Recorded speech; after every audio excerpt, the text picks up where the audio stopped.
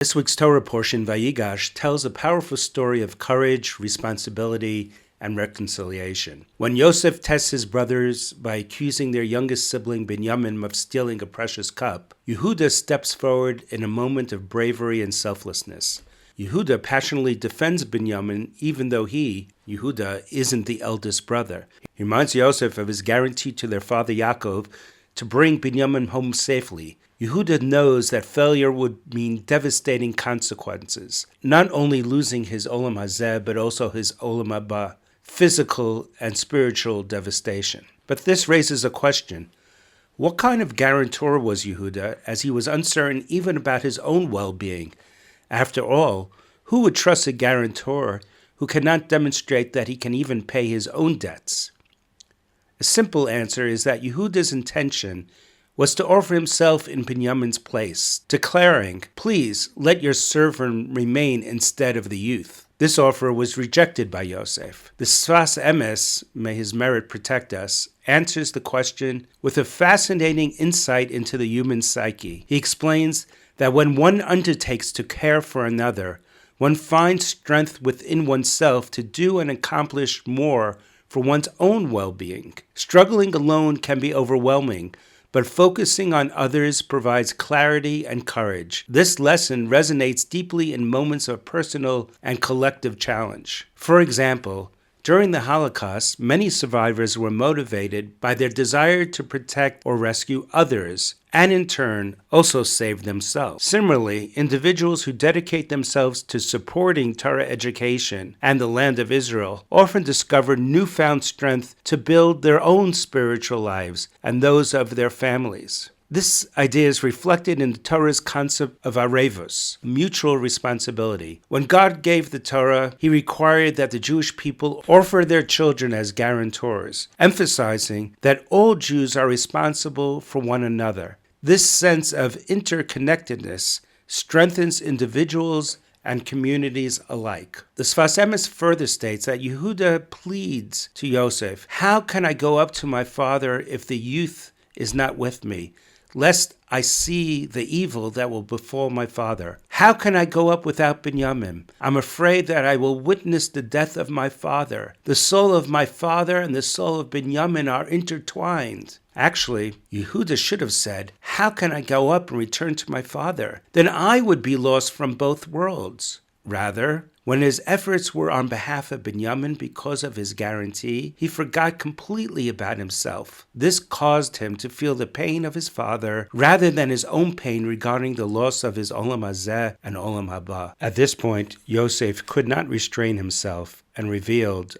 "I am Yosef." So too, when one dedicates himself to another, to the well-being of society, he can achieve true altruism, acting only for our Father in heaven. The Sfas Emes further states that all the troubles in the story came about because Yosef was a king in his dreams and in his attitude. However, the brothers didn't acknowledge him. Their relationship to him was not with dignity. Instead, they revolted against him and said, "Would you then reign over us? Would you then dominate us?" They mocked him and called him that dreamer. They humiliated him, tore his striped shirt, and sold him as a slave. Now each time Yosef and his brothers met, and they didn't show submissiveness and honor for a king, they, the brothers, still had to suffer. However, when Yehuda, the proud leader of the brothers, said aloud 11 times the words, "Your servant, I accept that I am your servant and that you are the king," Yosef saw that the relationship is now in its proper perspective. He could not restrain himself. He revealed himself to them. This demonstrates that when a Jew accepts the heavenly yoke, when he surrenders himself before Hashem in words and actions, when he prays, as the sages in the Gemara Shabbos 10 state, with clasped hands, displaying his helplessness as a slave before his master, when it pours out from his heart and soul, "Oh Hashem, I am your servant," then Hashem reveals himself as our Father in heaven. Interesting is the reaction of the brothers. One would think that the brothers should have been enthusiastic, happy to find Yosef in such excellent condition, second in command. However, instead we read that they were silent. Yosef speaks again and asks them,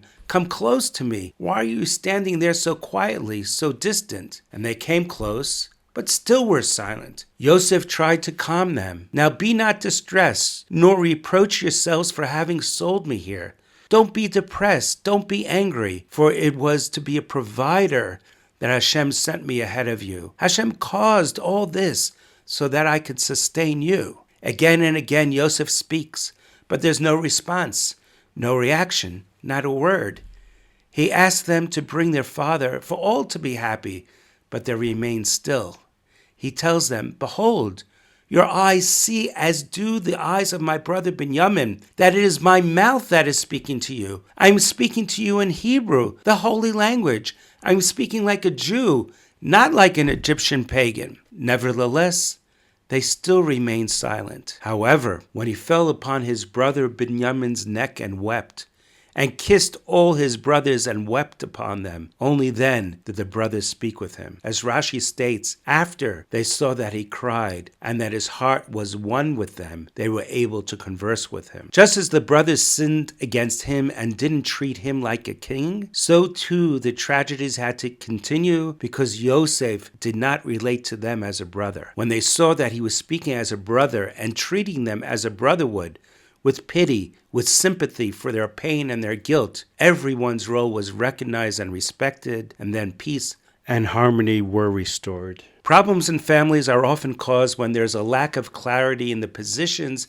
and functions of individuals that circumstances cause to live together, between parents and children, husbands and wives, brothers and sisters. So too it is in society at large. In Hebrew, it is called yachas, how one relates to another. One must demonstrate a reverence for everyone's role in life, with honor and respect, with love and brotherhood, with mutual responsibility and loyalty. Ultimately, the narrative of Yehuda and Yosef reminds us of the power of humility, selflessness, and unity. When we act out of love and responsibility for others, we transform not only our relationships, but ourselves, creating a world filled with compassion and purpose. Shabbat Shalom.